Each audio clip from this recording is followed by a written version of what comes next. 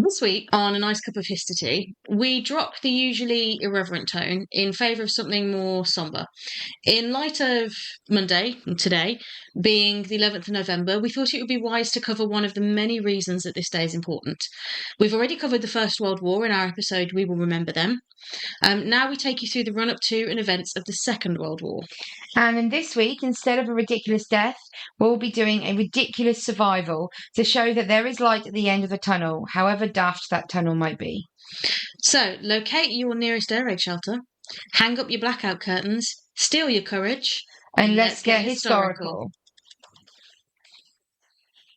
So, first off, it is important to give you an idea of what Europe looked like at the time. The First World War had ended unofficially in 1918, and in order to try and ensure something like that would never happen again, as well as in an unofficial context to punish Germany, the Treaty of Versailles was signed on the 29th of June 1990 in the magnificent Hall of Mirrors in the Palace of Versailles in France. It officially marked the end of the Great War. The conditions of the treaty imposed hard terms on Germany, including accepting full blame for the war, paying reparations for their part in it, and losing territory and colonies in other countries. A big focus was also the disarmament of the German nation, weakening them financially and militarily. The treaty also established the creation of an international security organisation called the League of Nations, sort of a predecessor to NATO. The treaty was designed to humble and humiliate Germany, with one of the main proponents for it being the French Prime Minister, Georges Clemenceau. I am not French, I'm barely English. Who frankly wanted revenge on Germany for the losses and damages suffered by France during the First World War. Representing Great Britain was Prime Minister David Lloyd George, who had seen England through the latter years of the war, and US President Woodrow Wilson. They, along with the other European and world allies, negotiated the harsh terms at the Paris Peace Conference, and poor Germany paid the price. Now, we're going to pause for a quick disclaimer. We will be referring to the countries involved by name, and we will also be mentioning the main antagonist organisation, the Nazi Party. Now, we know that whilst they did have a lot of support, and not just in their own country, but across the world, they were not representative of the whole of Germany, same as Mussolini was not representative of all of Italy. They had the power, they instilled the fear, and many did what they had to in order to survive. War is led by the people who want it, but consistently fought by the people who have no other choice. We recognise, as we hope that you do too, that not every German was a Nazi, and we will be respectful of that, and we will ask the same to our listeners. This is a safe space, and we can all learn together. The harsh conditions imposed by the Treaty of Versailles had unintended consequences for Germany. Already financially impacted by the First World War, they had to now pay reparations for what had happened. Following their surrender in that war, their leader, Kaiser Wilhelm II, had abdicated and fled the country, leaving a power vacuum. This was filled by the creation of a republic that became known as the Weimar Republic, named for the city in which it was agreed and formed on the 9th of November 1918. The Republic faced a number of issues in trying to get Germany back on its feet, not least of all the dismal morale caused by their defeat. This led to a number of small uprisings and revolutions that further demonstrated the lack of faith that people had in the new Republic. This was compounded in 1922 when a financial disaster, the likes of which Germany had never known, hit, called hyperinflation. Inflation is described as the rise of the cost of goods and services over time, which leads to a reduction in the worth of the money used to purchase. Take, for example, the humble Freddo. When we were younger, you could get a Freddo chocolate bar in the UK for 10p back in 1994. Now, 30 years later, it is 30p per bar. That's an inflation of 200%, meaning that the original 10p would not mean as much as it would not go as far. Hyperinflation is that, but on a much bigger scale and far more rapid. Instead of 200% to 30p in 30 years, the Freddo would hyperinflate by 20,000% to 2,010p in 3 years. Pretty quickly, that 10p is nothing at all. This is essentially what happened in Germany, and the government counteracted this by printing more money, which did nothing to help and instead made the existing money even more worthless and begin a vicious cycle. This was actually slightly stoked by the government deliberately as a way to convince the people they owed that Germany was too financially unstable to possibly pay reparations. But it was the people who were suffering. France and Belgium took matters into their own hand and sent armies into the Ruhr Valley, which was Germany's coal-producing region, extracting that as payment instead of money, resulting in violent altercations which saw 132 German workers killed. This had a knock-on effect of depriving the German people of coal for heating and the money from exporting it. This then drove up fuel prices, which further contributed to the inflation. Here's an example of how bad the hyperinflation was. The German currency at the time was the Deutschmark, which in 1918 had a conversion rate of 20 marks to one British pound, which was about 10p in today's currency. By January 1923, so just 5 years later, a loaf of bread could cost around 250 marks, £25 then, and about £1,270 now. By November of 1923, the cost was as high as 200 billion marks, 10 billion pounds then, which is 507,989,133,743 today. That is a lot of money for a loaf of bread. Yeah, £507 billion for a loaf of bread. This rendered money next to useless. People who were already struggling plummeted further into poverty and despair. This was the perfect breeding ground for trouble. This was all further compounded in 1929 when the Great Depression, originating from the stock market crash in the United States, spread across the world, causing widespread financial concerns that would take decades to recover from. Enter stage left, a young man, a former soldier who fought in the German trenches in World War I, an enigmatic figure with an artistic soul and a troubled and abusive childhood.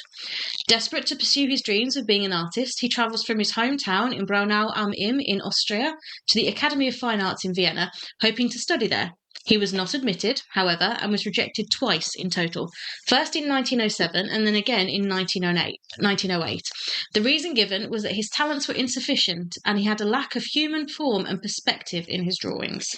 Instead, in what is for the sake of brevity as a vast over-simplification of things, he got into politics, being swept up in the whirlwind of pro-Germanic, anti-Semitic rhetoric, joining the National Socialist Deutsche basically the National Socialist German Workers' Party. I used to do German and I can't do German. You tried. You gave it a good go. Cheers. Later to develop into what would become known as the Nazi Party. And if you haven't guessed it by now, that man was Adolf Hitler. We will do an episode on Hitler himself at some point in the near future, as he was fascinating, if dark, figure.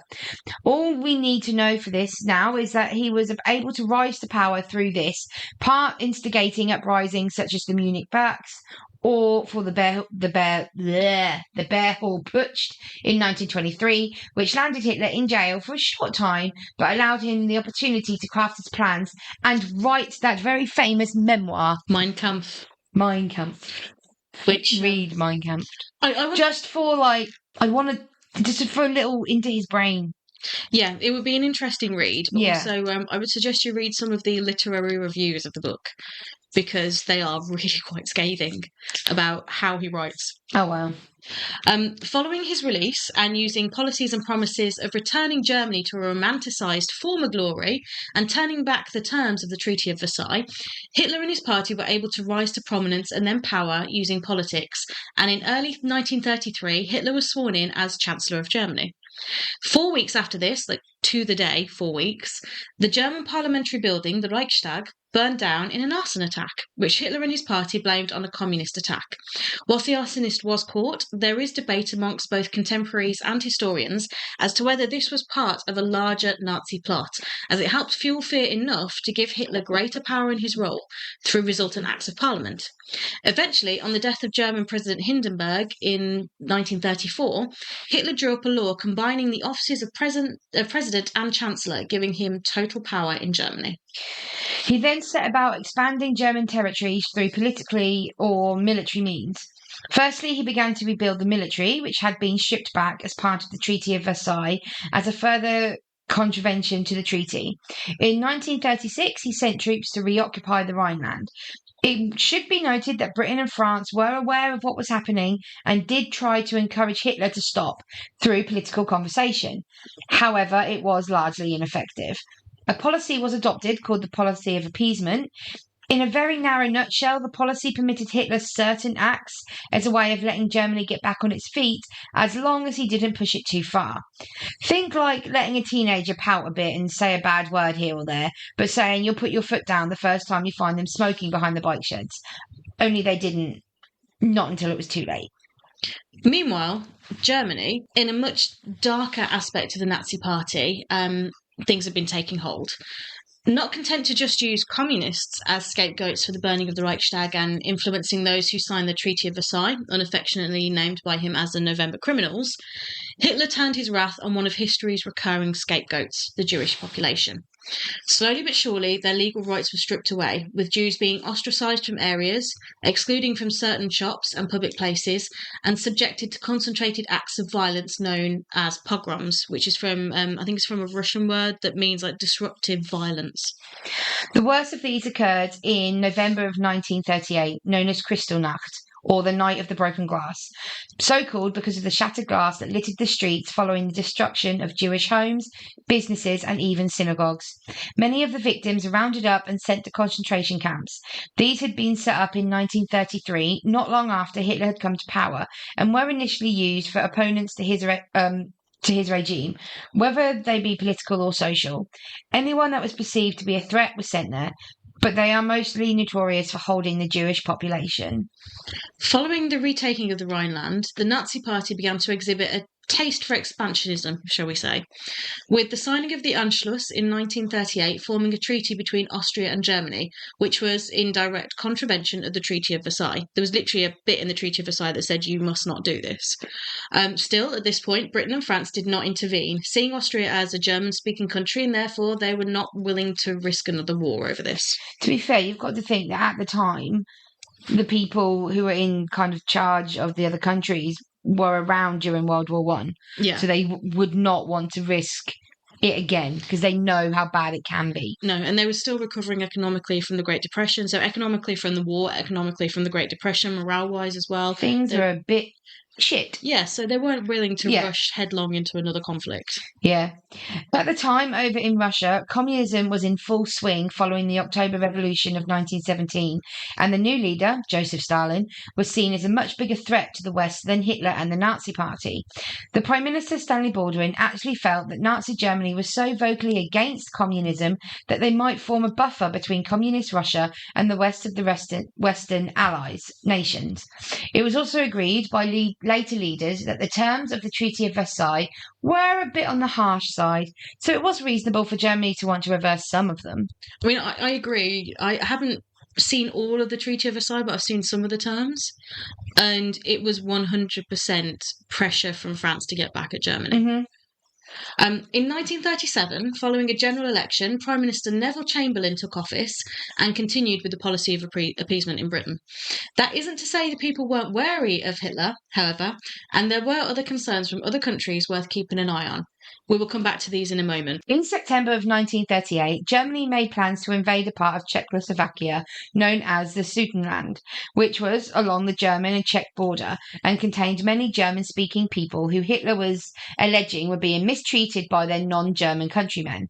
Chamberlain travelled to Germany to meet with Hitler to put a stop to this, and somehow Hitler was able to convince Chamberlain that the Sudetenland was all that he wanted and that there would be no further expansions. That was it. Chamberlain listened and negotiated with the Czech leader, Edvard Benes, to agree to this, which he did. But, shocker, Hitler was not being completely truthful. Are you surprised by this? Blow me down. Chamberlain then met with Hitler again at Bad Godesberg on the 22nd of September 1938, with Hitler making more demands and making threats of war. Chamberlain took these threats seriously and began preparations in Britain for war. Meanwhile, in Italy, a figure had come to power in 1922, named Benito Mussolini, as Prime Minister and head of the National Fascist Party. Initially, he did not cause a stir, leading constitutionally, but things began to turn in 1925 when Mussolini successfully turned Italy into a one-party state, with him ruling as a totalitarian dictator, meaning he had total power. The ideals of Mussolini and his party aligned with Hitler's, using the spread of communism and the effective use of propaganda to instill fear and hate. Following the two meetings between Chamberlain and Hitler, Mussolini stepped in and persuaded the respective leaders of France, Britain, and Germany to join with him and meet at a conference in Munich with Hitler to try and prevent the outbreak of war. At this conference, it was formally agreed that Germany was allowed to occupy the Sudetenland on the guarantee that they would then take no more land. The agreement was set, and this led to the famous moment of Chamberlain returning to Britain, waving the piece of paper and stating that the agreement had achieved peace in our time. Those words would not age well. No. The Munich conference took place in September of 1938. In March of 1939, Hitler and his Nazi party invaded the rest of Czechoslovakia. As it stood, despite beginning preparations, Britain and France were in no state at that point to start a conflict, and so they did not intervene. However, it was agreed between them that this was the last straw, and should Hitler make moves on Poland next, they would intervene. Stalin and Russia had not been involved in the Munich conference, and he began to feel that Britain and France were actively trying to corral Nazi Germany east, being a direct threat to Russian territory. This led to Stalin and Hitler signing the Nazi-Soviet Pact on the 23rd of August 1939, which agreed that they would not go to war against one another. Hitler was not exactly known for keeping his word by this point, though, so watch this space. On the 1st of September 1939, Hitler did what he was becoming known for. He defied agreements and pushed his luck, invading Poland. Britain and France gave one final warning, telling Germany to cease their occupation of Poland, but Hitler took this as a bluster considering the previous policy of appeasement and continued with his invasion. On the 3rd of September 1939, Britain declared war on Germany and World War II had officially begun. It's just that moment of Hitler going, they're not going to do anything about it. They're doing something about it. Oh. Bugger. Yeah. Initially, the war was fairly confined to the European stage, with America adopting a policy of isolationism following the Great Depression, meaning that they would deal with their own internal affairs and try to recover from the economic disaster that they had been dealt, because the Depression hit them far worse. Yeah. Whilst leaving the rest of the world to do what they would, not directly getting involved with foreign wars. There was a concurrent conflict, however, called the Sino-Japanese War. This began in September of 1931 with the Japanese invasion of the Chinese territory of Manchuria. Yep. With the Kwangtung Army. This led to the creation of the puppet state of Manchukuo, which remained occupied by Japanese forces until August of 1945. The League of Nations had been keeping an eye on this situation and had refused to recognise the state of Manchukuo, demanding that Manchuria be returned to China. They didn't even call it what the Japanese called it, they still called it Manchuria. The Japanese did not agree. Well, no. And promptly withdrew themselves from the League of Nations, setting up their involvement in the conflict to come. Because of the invasion of Manchuria, as well as the Italian invasion of Abyssinia, which occurred in October 1935, the start date of the Second World War is disputed. But for the sake of this podcast, and the fact that we are British, and this signifies our involvement, we will use the 3rd of September 1939 as a start. Makes sense. So, the world is at war. Again, we've set up the events leading to the conflict that would become known as the Second World War and introduced you to some of the leaders that made it happen or did not prevent it from happening. There will be more names that we introduce as leaders crop up or change or important figures, but now we will give an overview of how the conflict unfolded. You will note throughout this that we will mention the worst of the actions Hitler took, the persecution of the Jews in the Holocaust, but we will not go into detail about this. This is done with the utmost respect. We have previously covered that atrocity as a tribute on Holocaust Memorial Day, and we would encourage you all to go and listen to that episode to learn as much as you can about it. It is an abhorrent and a deeply traumatic part of human history, and for that reason it must not be forgotten. We can't afford, as human beings, to fail to learn from that. So please learn about it and teach others. Absolutely. That one and the episode on Anne Frank as well. Yes. Because the Holocaust is about all of it. Anne Frank is one person and her family's story about it, but it brings it to that, it makes it more personable. First things first, The two main forces have become known as the Allies and the Axis powers. From the Allied forces, there were the forces and allies of Britain and France, as well as the Commonwealth, or Empire, and their territories. Some, like Brazil, start with strong ties to Nazi Germany, but due to the actions of Hitler and his regime, would soon change sides and join the Allied forces. The Axis forces, established by the Tripartite Pact of 1940, was a union of Germany, Italy, and Japan, along with their allies such as Bulgaria and Hungary. We will refer to them as the Allies and the Axis for simplicity, and will reference the countries themselves when relevant, just for the avoidance of confusion. The war began with a roughly 6-month period known as the Phony War, when the invasion of Poland continued and the Western forces didn't directly engage in military support to any great extent. A naval blockade was established against Germany in an attempt to disrupt supply lines, to which Germany responded using submarines known as U-boats, beginning a naval conflict which would escalate into the Battle of the Atlantic. On the 8th of September 1939, Germany reached the Polish capital of Warsaw, being bravely resisted by the Polish for several days, but they soon had to fight a war on two fronts as, on the 17th of September 1939, fresh from a ceasefire in the ongoing Russo-Japanese War, the Soviet Union also invaded Poland, no longer recognising it as a separate country due to the German invasion. Basically, they saw it as fair game. Poland offered a partial surrender on the 6th of October 1939, only partial because the government never technically surrendered, just the army did, and they actually continued to actively resist in exile. Hitler made an attempt at striking a peace deal with Britain and France on the 6th of October after annexing Western Poland. The Soviet Union had Eastern Poland. He made it clear that the future of Poland was exclusively in the hands of Germany and the Soviet Union. Naturally, this peace offer was declined, and Hitler retaliated with an offence against France. This had to be delayed until spring of 1940, however, due to the weather. This would not be the last time that the German offensive would fall foul of weather. Stalin continued his expansion of the Soviet Union, threatening the neighbouring countries of Estonia, Latvia, and Lithuania with invasion until they capitulated and allowed the creation of Soviet bases within their respective countries through signed pacts. Stalin turned his eye to Finland, who refused to sign any such pact and was subsequently invaded by the Soviet Union in November 1939, leading to the Soviet Union being expelled from the League of Nations.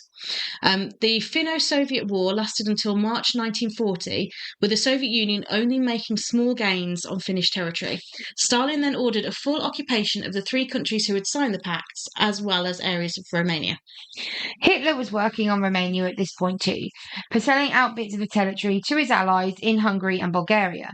This led to a loss of confidence in the Romanian king, Carol II, leading to an uprising and a coup against him, which removed him and instead put in place the fascist dictator Marshal Ion Antonescu, I think. I do not want to cause offence to anyone with my mispronunciations. And I apologise if I do. Germany then invaded Denmark and Norway in April 1940 in an attempt to maintain shipments of iron ore from Sweden, which had been choked by Allied forces. Allied support was deployed to both countries. However, Denmark surrendered after only 6 hours, and Norway held out for 2 months before being conquered. The strong ties between Britain and Norway led to a great deal of discontent from the public, calling for the resignation of Neville, peace in our time Chamberlain. He stepped down and his replacement was soon elected. One, you might have heard of him, Winston Churchill, on the 10th of May 1940. As Churchill was celebrating his appointment and getting down to business, Germany was taking steps of their own and finally launched their stalled invasion of France. They were not able to directly march across the border, but instead went through the neighbouring countries of Belgium, Luxembourg, and the Netherlands. The German offensive used a tactic that became known as Blitzkrieg, or Lightning War, involving a combination of surprise attacks and overwhelming force to conquer an area, deploying impressive armoured and mechanised infantry such as tanks to break through enemy lines. The Germans managed to cut off the Allied forces in Belgium and advanced on the English Channel, whilst also attacking through the Ardennes region, flanking the Allies and trapping them, leading to a rapid evacuation in June 1940 by British forces, though they had no choice but to leave most of the equipment behind in favour of rescuing their men. I mean, 100% in support of rescuing the men over the equipment. On the 10th of June, Italy also invaded France, officially declaring war on France and Britain. Struggling to fight on two fronts, France fell, with the seizing of Paris by German forces on the 14th of June 1940. France was forced to sign an armistice with Germany on the 14th of June, and the country was divided into German and Italian occupied zones. The French naval fleet remained in French hands, though, and in an attempt to prevent this from falling under German control, the British Navy attacked the fleet in July. In their mind, it was better to destroy them than have them fall into German hands. Yep. As well as land and naval battles, the technological and military advancements made by all sides allowed for a more advanced aerial combat zone than had been seen in the First World War. Germany took advantage of this to support their land assaults with bombing raids. In an attempt to weaken Britain, the German Luftwaffe Air Force launched attacks on British ships and harbours, beginning the conflict known as the Battle of Britain. Try as they might, however, the German Air Force was unable to defeat the British Air Force, not least of all because we had help from our weather.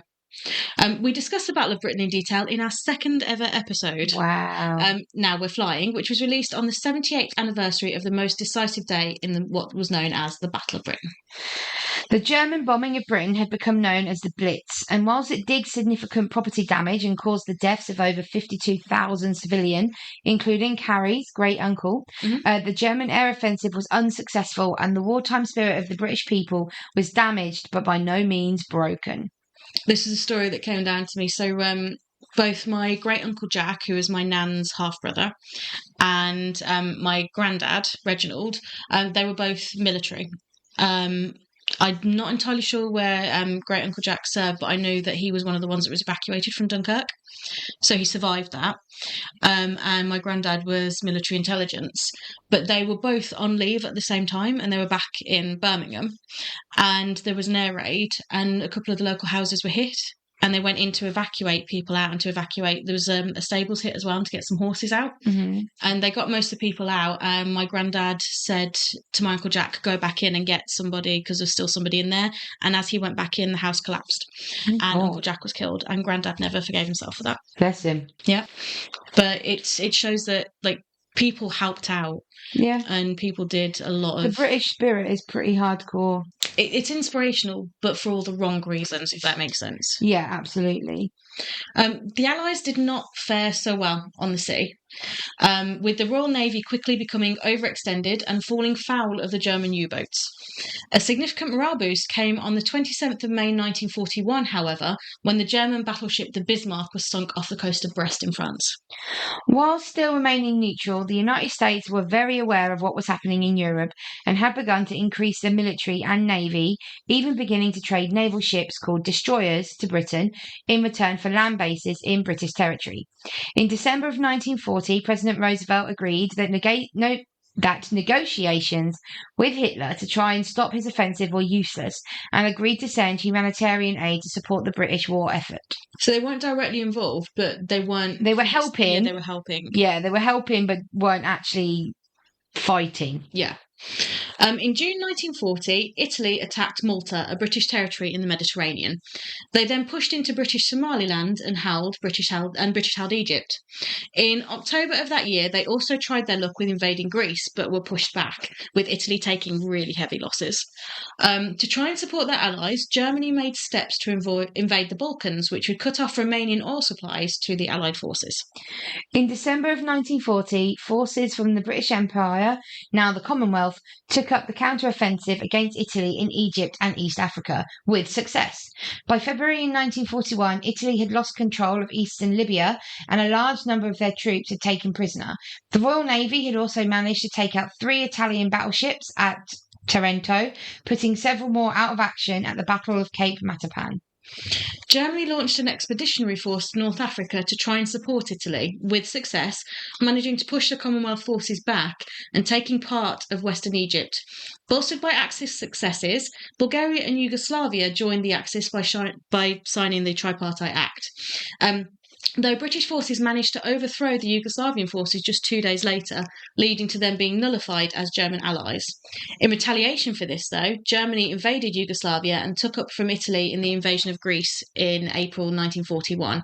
They were successful on both fronts, with Greece surrendering within the month and Germans officially having control of the Balkans. In 1941, the Soviet Union and the Japanese signed the Soviet-Japanese Neutrality Pact, allowing each to focus on increasing their own military power. Hitler, meanwhile, began to see the Communist Soviet Union as a threat and made plans to launch an offensive over the border. He reasoned that, as Britain were continuing to fight, they were expecting the Soviet Union and possibly the USA to enter the war on their side, so he would need to make the first move and remove the Soviet Union from the board. I mean, that is a massive, overreach on Hitler's part. Yeah, but from what we've kind of know of Hitler, it kind of seems that he would, if he wanted to do something, he would try and find the smallest and most ridiculous of reasons. Mm-hmm. Be like, this is why we're doing it. And then his followers are like, oh, yeah, that makes sense.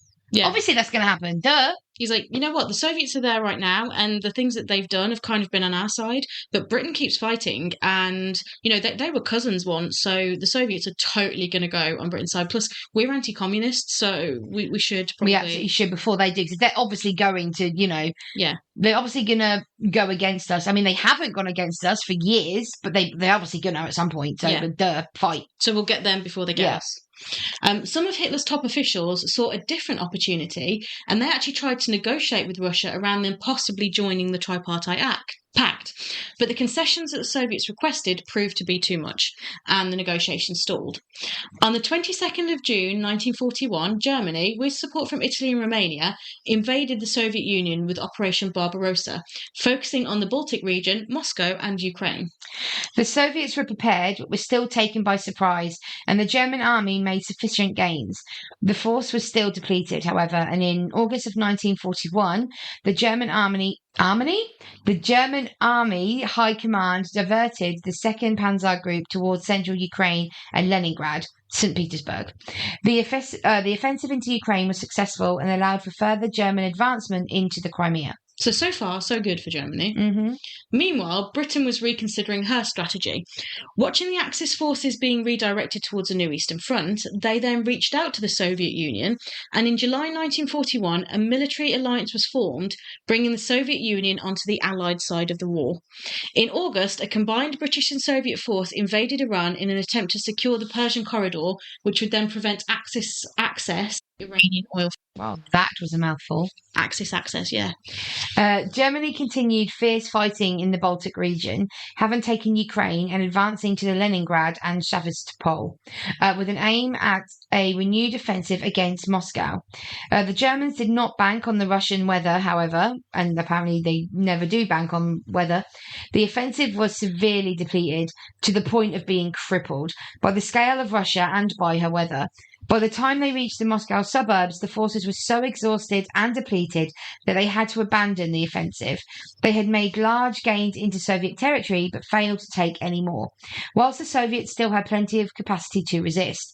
This marked the end of the Blitzkrieg in Europe, with the German forces considerably weakened, and a further blow was to come. You can say what you want about Russian military in history, but there's two things they've always had on their side, and that's sheer number of people and the weather. Mm-hmm. Especially southern Russia is more temperate, but northern Russia is horrendously cold. Yeah, they were not prepared for the amount. I think not just the amount of the snow, but the length of time it snowed for. Yeah, and the sheer harshness, it basically made a snow desert that they were stuck out in. And meanwhile, the Germans were just depleting bit by bit by bit, and Russia was just showing more and more and more men at it because they had more and more men to throw at it. So now that's the Western Front. Mm-hmm. Let's see what was happening on the Eastern Front. Let's do it. Relations prior to the war between Japan and America had been less than ideal, with a number of offences, including the shelling of the USS Panay by Japanese forces in 1937 and the mass murder of Chinese forces in the Republic of China capital Nanjing by Japanese forces, known afterwards as the Nanjing Massacre. In 1939, America announced that they would no longer be extending the trade treaty with Japan and set in place the Export Controls Act, which prohibited the export of all supplies to Japan from America. So basically cut off any trade with Japan. Conflict continued between Japan and China, but seeing the successes that Germany was having in Europe, Japan decided to turn the expansionist policies towards Southeast Asia. In 1941, Japan deployed troops to Indochina, where British and Dutch possessions that came under threat. This led to immediate freezing of Japanese assets by the UK, the United States, and other Western governments. Concerned by the increase in Japanese aggression, the United Kingdom, the United States, and the Netherlands engaged in discussions around joint defence of their territories in the event of a Japanese offensive. Roosevelt, who was then president, made a statement to Japan warning that the United States would react to Japanese attacks against their neighbours. So basically, they've got this policy of isolationism. They're not joining the war, but they've said, if you start, we will start. On the 5th of November of 1941, Japanese leader Emperor Hirohito authorized a plan of attack on a major American naval army base. Initially, the Japanese called for an end to American aid in China and lifting the embargo on the supply of resources such as oil to Japan. In return, Japan would not launch attacks in Southeast Asia and would withdraw troops from southern Indochina. America offered a counter-proposal that Japan evacuate China completely and conclude non-aggression pact with the Pacific powers. Japan was being forced to choose between keeping China or taking the resources it needed. This was not a decision for Japan, and so they acted. On the 7th of December 1941, in accordance with what Hirohito had agreed, Japan launched an attack on British and American holdings, with the most notorious of these being the attack on the Hawaiian naval base of Pearl Harbor, leading to the death of over 2,400 US servicemen and civilians and causing severe damage to the American Pacific Fleet. As a result of this, the Allied powers, with the exception of the Soviet Union, declared war on Japan. Germany and the Axis nations then declared war on the United States, and officially, America joined the Second World War. I have to say, Pearl Harbor is a fantastic movie, though. It is. The movie Pearl Harbor is done so well. Despite, the first, 20 minutes is the love story. And then you see the actual action. But the way they portray it is so well done. Yeah. Discussions were held with the Allied nations on how best to proceed, with the USA favouring a large-scale attack on Germany, whilst Britain suggested a more targeted approach to weaken Germany and strengthen the growing resistance forces. So now we're midway towards the end, leading towards the end of it. Japan continued to make gains in the Asian nations and East Indies, with Allied victories limited to a single Chinese victory in Changsha. That was it. This led to Japan becoming overconfident and extending themselves rather thinly. They attempted to cut off Allied communications and supplies by capturing Port Moresby in Australian New Guinea. This failed when the Japanese lost the Battle of the Coral Sea in May 1942. Japan then switched tactics and attempted a number of raids, planning to eliminate a chunk of the American naval force. This backfired as the American military had been able to crack Japanese communication codes and were well prepared for the plan, so they knew what was coming. That gave them a decisive victory over Japan at Midway Atoll. The Battle of Guadalcanal. But that took Japanese attention in July 1942, which ended in defeat and withdrawal for Japan in early of 1943. On the Eastern Front, Germany had decided against continuing the Soviet offensive, shocker, but managed to maintain the territorial gains they had made in the area. They then launched a summer offensive in June 1942 against southern Russia, aiming to take control of the Caucasus oil fields, with a split army advancing in two separate points of the Don River and the Volga River, so kind of like a pincer movement. The Soviets chose the Volga River to make their stand. Bitter fighting ensued and the Germans nearly took Stalingrad. The Soviets launched a winter counteroffensive, encircling German troops at Stalingrad, which succeeded, though an alternative assault to take back Moscow failed badly. Germany was formally defeated at Stalingrad in February of 1943. The Germans had naval successes against the Allied naval forces off the Atlantic coast of America in the meantime, and in January they managed to push the British positions at the Gazala line by early February, and then they had a bit of a lull in combat at that point, which Germany then used to prepare for their upcoming offensives.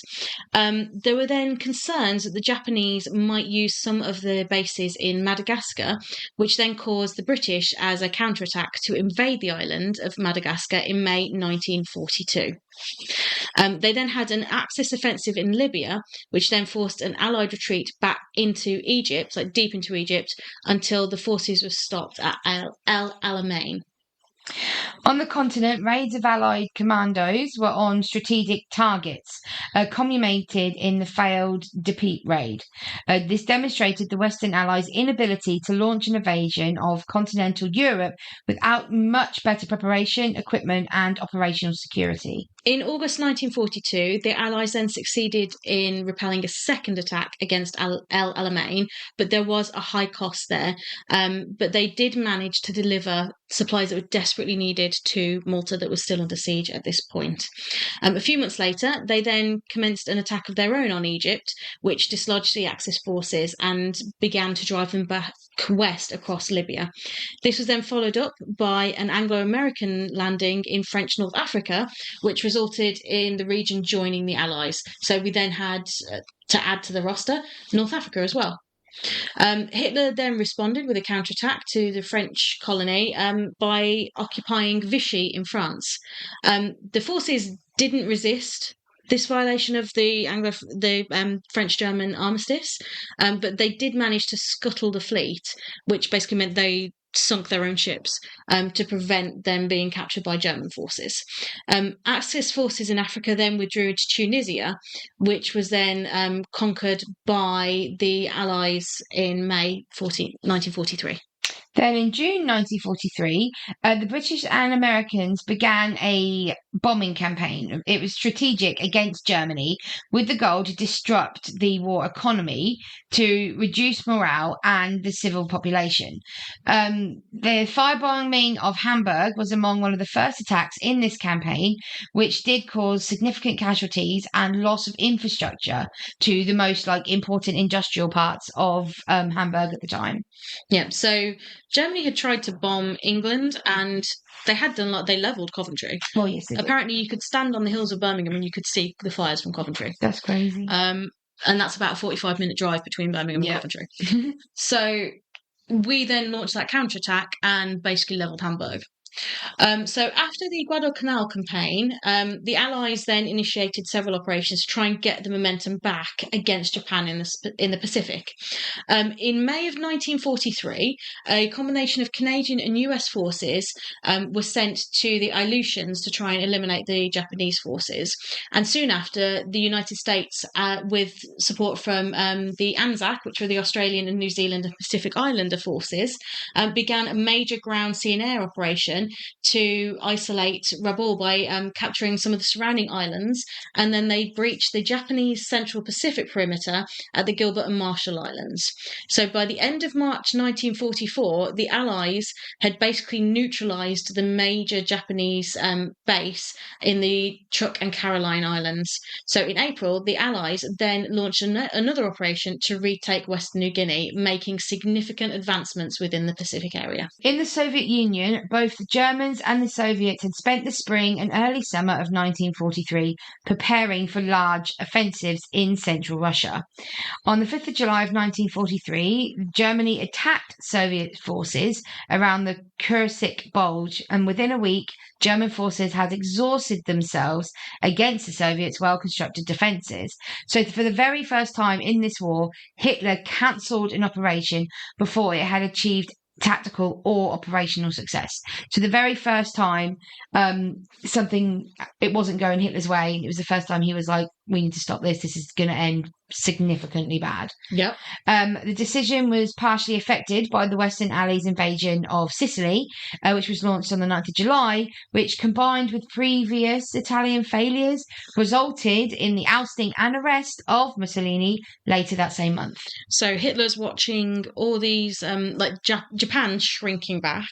He's watching some of the Allied advancements in the Middle East and North Africa, and then all of a sudden his major ally Mussolini is just taken out. Yeah, because he's arrested and then he's executed as well, isn't he? Mm-hmm. On 12th of July 1943, it was the Soviets' turn to launch counteroffensive, and they basically stopped any chance of German victory. They just steamrolled over it. They won a victory at Kursk, which marked the end of German superiority and turned the tide against Hitler.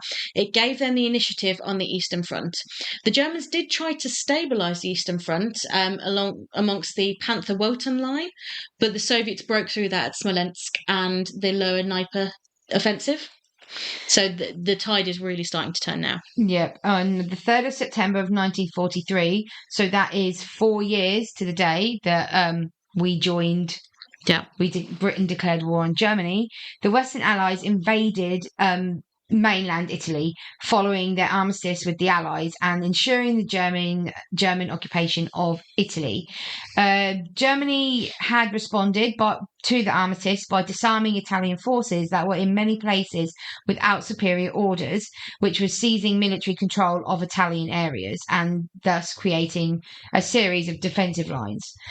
German special forces tried to rescue Mussolini, and they would soon establish a new kind of state in German-occupied Italy named the Italian Social Republic, causing an Italian civil war.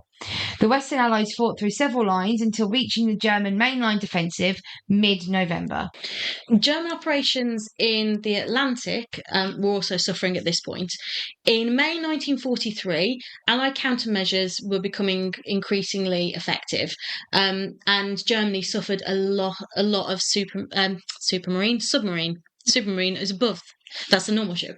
Submarine losses, which basically halted the German Atlantic naval campaign. In November of 1943, a combination of Franklin D. Roosevelt, the President of America, and Winston Churchill, the Prime Minister of England, met with Chiang Kai-shek in Cairo and then with Joseph Stalin in Tehran. The former conference determined the post-war return of Japanese territory to Chinese and to Burma, and the military planning for what would become known as the Burma Campaign. The agreement was included that the Western Allies would invade Europe in 1944 and the Soviet Union would declare war on Japan within 3 months of Germany's defeat. Because at this point, if you remember, Soviet and Japan had still kind of had that uneasy truce. Yeah. But by this point, it was like, we'll invade and you guys declare war on Japan and then we'll push back. Yeah. From November of 1943, during a 7-week battle of Changde. The Japanese awaited Allied relief as they forced Japan to fight a costly war. In January of 1944, the Allies did launch a series of attacks in Italy against the line at Monte Cassino and tried to outflank it with different landings at Anzio. On the 27th of January 1944, Soviet troops launched an offensive that expelled the German forces from Leningrad. They then ended one of the most lethal sieges in history. The following offensive was then halted on the pre-war Estonian border by the Germans. They had the help from the native Estonians to try and re-establish national independence. This then slowed Soviet operations in the Baltic Sea region. By late May 1944, the Soviets had managed to liberate the Crimean region. They'd largely expelled Axis forces from Ukraine, and they'd also made steps to get into Romania, which were repulsed by the Axis troops. The Allied offensive in Italy had succeeded, and at the expense of allowing German divisions to retreat, Rome was finally captured on the 4th of June. The Allies had mixed successes in mainland Asia. In March of 1944, the Japanese launched the first of 2 evasions against Allied positions in India and soon besieged Commonwealth positions at Impal and Kohima. In May of 1944, British and Italian Indian forces mounted a counter-offensive that drove Japanese troops back to Burma, and the Chinese forces invaded northern Burma in late of 1943.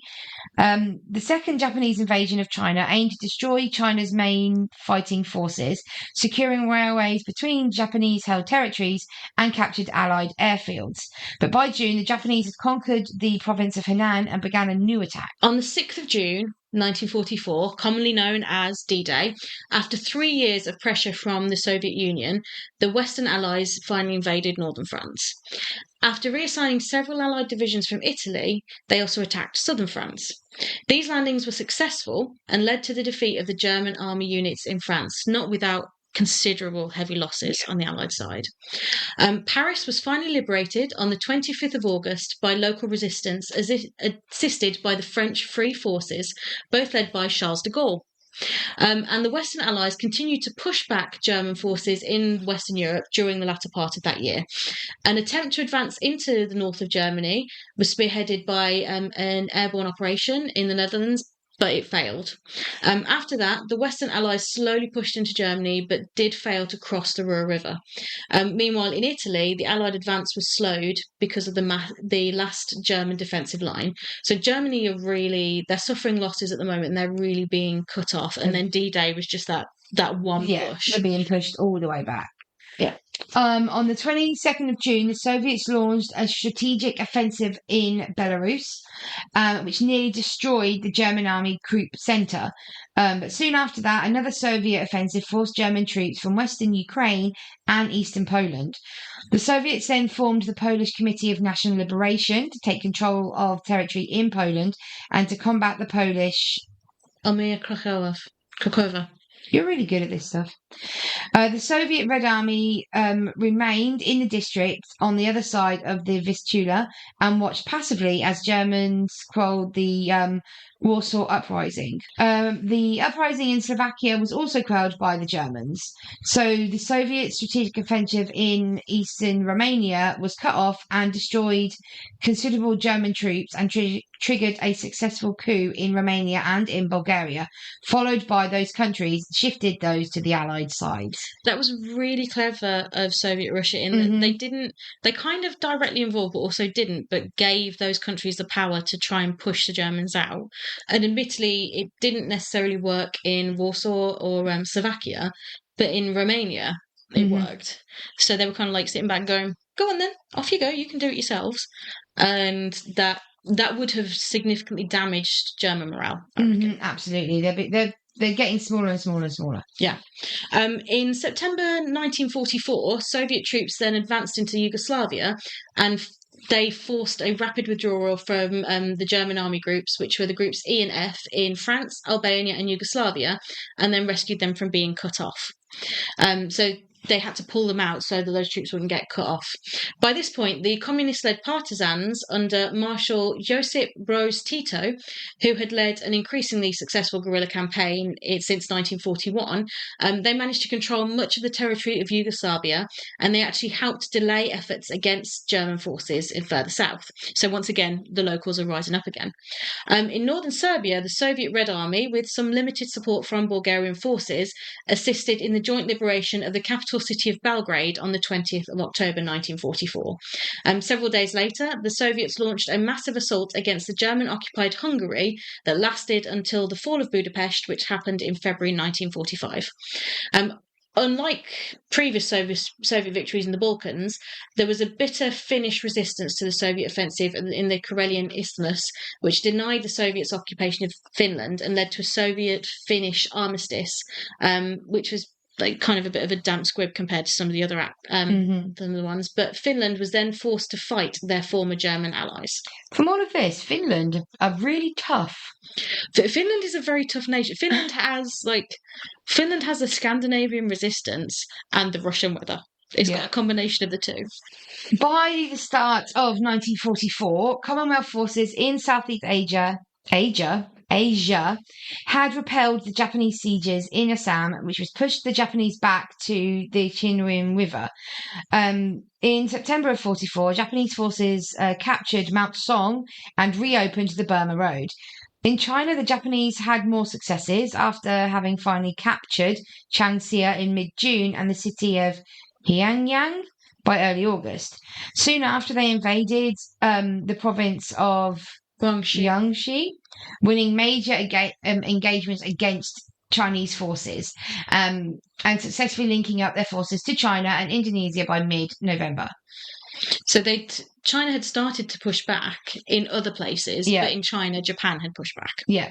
In the Pacific, American forces continued to push against the Japanese perimeter, and in mid-June 1944, they began an offensive against the Mariana and Palau Islands, and it was a decisive defeat of Japanese forces in what was known as the Battle of the Philippine Sea. The defeats there led to the resignation of the Japanese Prime Minister, who was Hideki Tojo, and provided the US with air bases from where they could launch intensive bomber attacks onto the Japanese home islands. So they're finally taking the fight back to Japan. In late October, American forces invaded the Philippine islands of Leyte, and soon after that, the American naval forces won again at the Battle of Leyte Gulf, which was one of the largest naval battles in history. On the 16th of December of 1944, Germany made a last attempt to split the Allies on the Western Front by using most of its remaining reserves to launch a massive counter-offensive in the Ardennes and along the French-German border. Here they were hoping to take large portions of the Western Allied troops and prompt a political settlement after capturing their primary supply port at Antwerp. On the 16th of January of 1945, so in the final year now, this offensive had been repulsed with no strategic objectives fulfilled at all. In Italy, the Western Allies remained stalemated at the German defensive line, and in mid-January of 1945, the Red Army attacked in Poland, pushing from the Vistula to the Oder River in Germany and overran eastern Prussia. And then in February, the Soviet, British and US leaders met for the Yalta Conference. They agreed on the occupation of post-war Germany and on when the Soviet Union would join the war against Japan. So at this point, they're already planning ahead for post-war Germany because they're thinking, we're going to win this now. Yeah. Spoilers, they did. Yeah. To be fair, with all the victories they were having, it seemed like a foregone conclusion. Yeah. In February, the Soviets managed to enter Silesia and Pomerania. Meanwhile, the Western Allies, so Britain and France, entered Western Germany, and they closed the Rhine River. By March, the Western Allies had crossed the Rhine north and south of the Ruhr and managed to encircle the German Army Group B. In early March, any attempt to protect its last oil reserves in Hungary and retake Budapest, Germany tried to do this by launching a last major offensive against Soviet troops near Lake Balaton, but this had been repulsed within 2 weeks. The Soviets then advanced to Vienna and captured the capital city of Austria. In early April 1945, Soviet troops then captured Königsberg, whilst Western Allies then pushed forward into Italy and swept west across Germany, capturing Hamburg and Nuremberg. And then the American and Soviet forces combined at the Elbe River on the 25th of April, which left small pockets of southern Germany unoccupied around Berlin, but all of them were pushing forward in a pincer movement towards Berlin. And by late April, the Soviet troops stormed in and captured Berlin, which was huge. In Italy, German forces surrendered on the 29th of April, while the Italian Social Republic capitulated 2 days later. On the 30th of April, the Reichstag was captured, signalling the military defeat of Nazi Germany. There were a couple of major changes in leadership that were occurring on both sides at this point. So on the 12th of April, President Roosevelt sadly died, and he was succeeded by his vice president. He died 2 weeks before seeing the end of World War II. That's so close. Oh, bless him. But he was then succeeded by his vice president, Harry S. Truman. Benito Mussolini was killed by Italian partisans on 28th of April in an execution.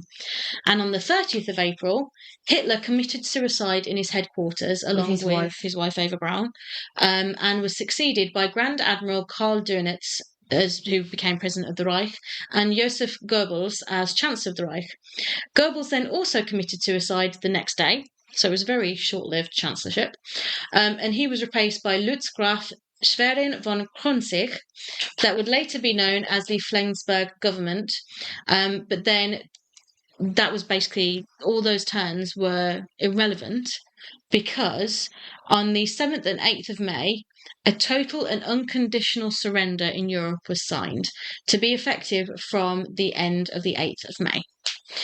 German Army Group Centre resisted in Prague until the 11th of May, but by the 23rd of May, all remaining members of the German government had been arrested by the Allied forces in Flensburg. And on the 5th of June, all German political and military institutions were transferred under the control of the Allies through what became known as the Berlin Declaration. So for Germany, the war was over.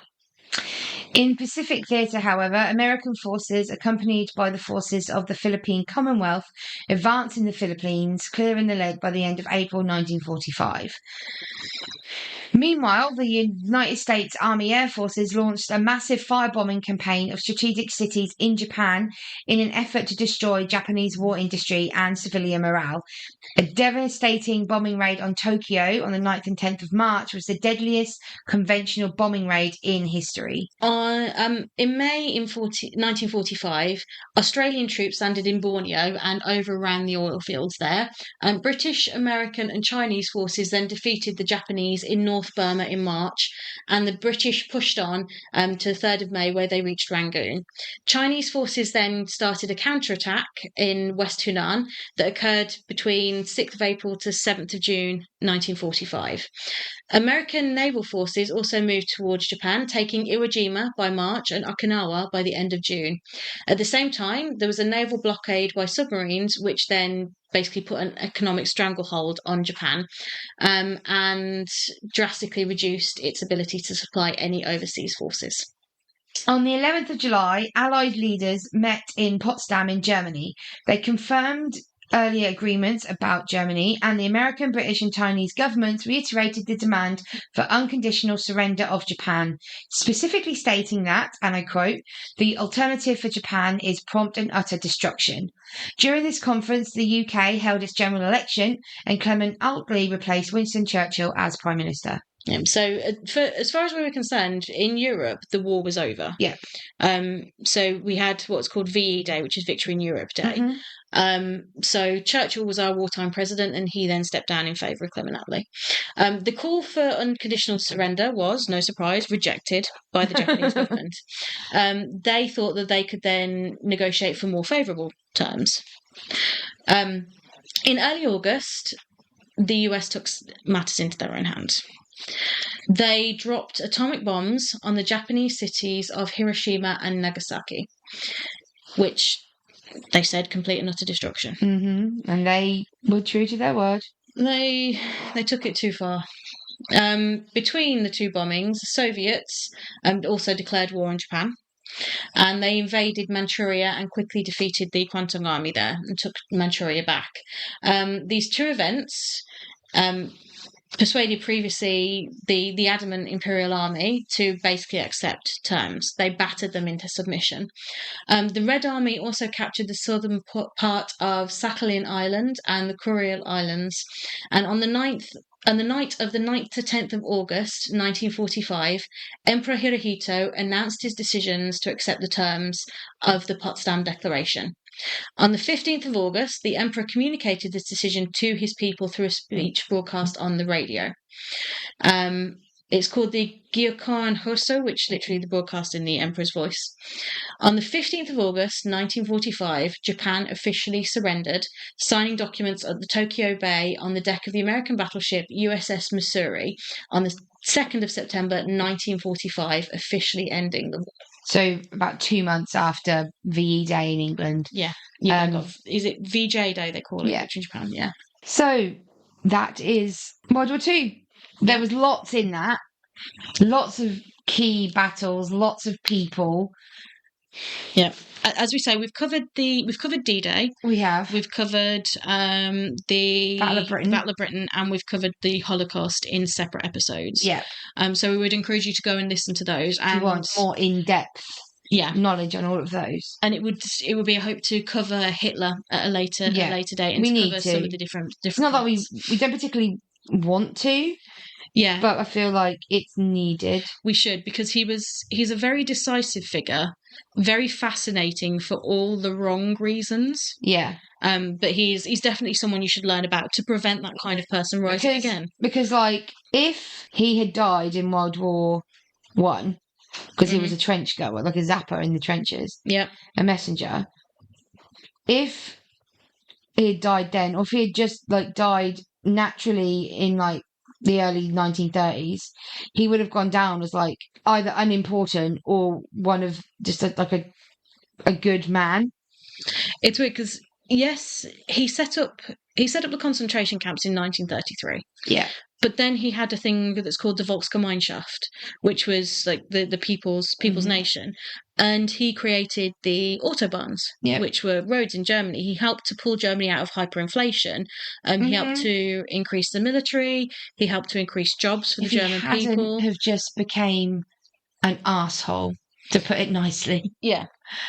If he'd just stopped there.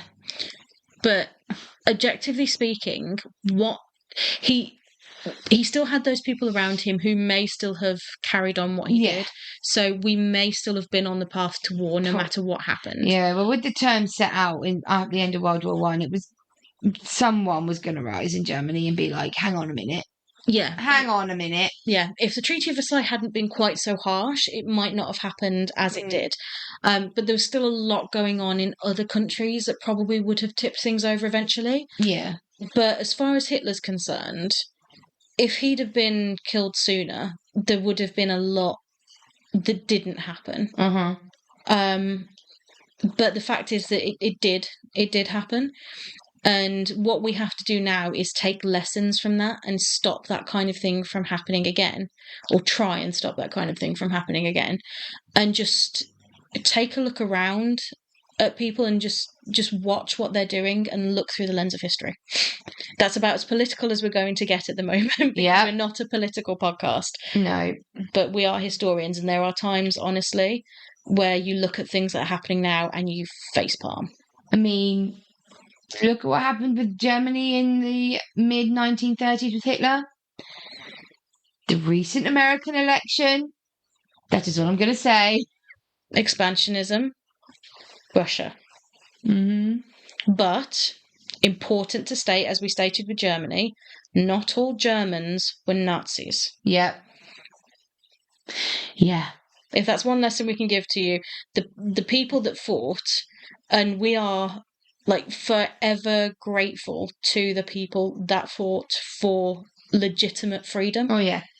Forever grateful for it, but we also realise that a lot of people fought because they had no other choice.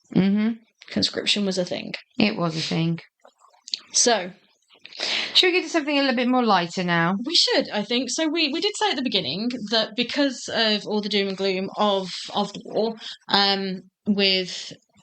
we haven't given facts and figures about how many people were killed in the war. No. Because it's so much, and the cost is more than just human life. So we wanted to give a ridiculous survival. Yes. There are actually a lot of stories of resistance and heroism and the kindness of humans to come out of the war, which are really, really inspiring. Have you heard of a gentleman called Louis Zamperini? No, I haven't. Well, Louis Zamperini was actually an Olympic runner prior to the Second World War. Nice. He then became a bombardier in the US Army Air Forces, so working on bombing planes. But his plane sadly crashed in the Pacific Ocean.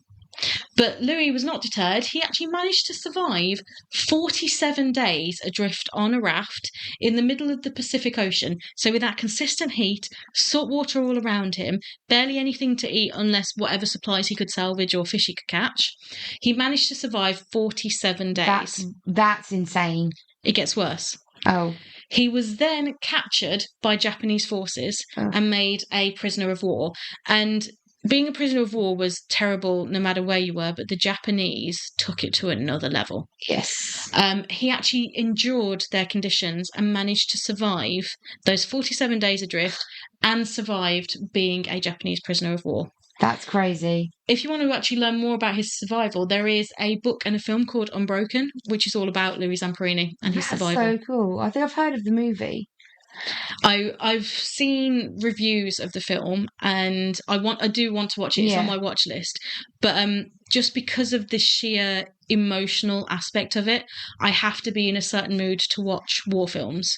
Like was it The Pianist and Schindler's List?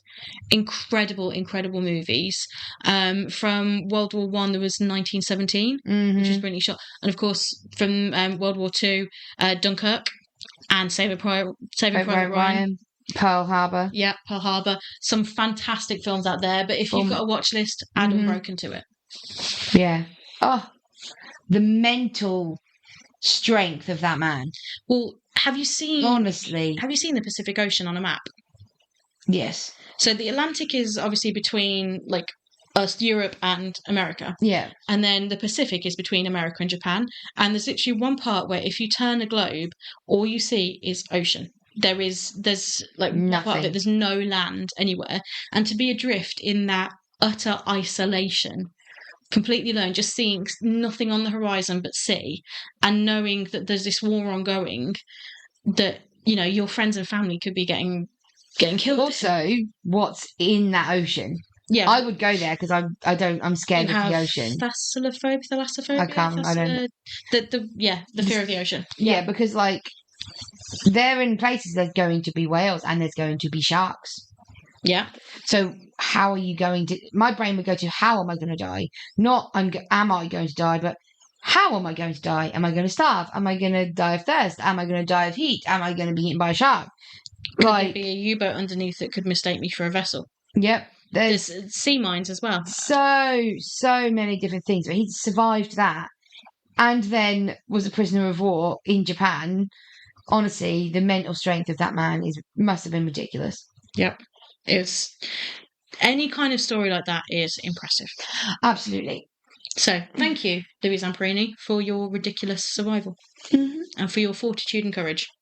As well as everybody who fought in any war, past, present, and hopefully not future, but, you know. It's a human There's never going to be a time where they're out fighting. Yeah, there's always war somewhere. And it's a sad fact. But we are releasing this on November the 11th in the UK, so it's Armistice Day in the UK. So honestly, a heartfelt thank you to past and present.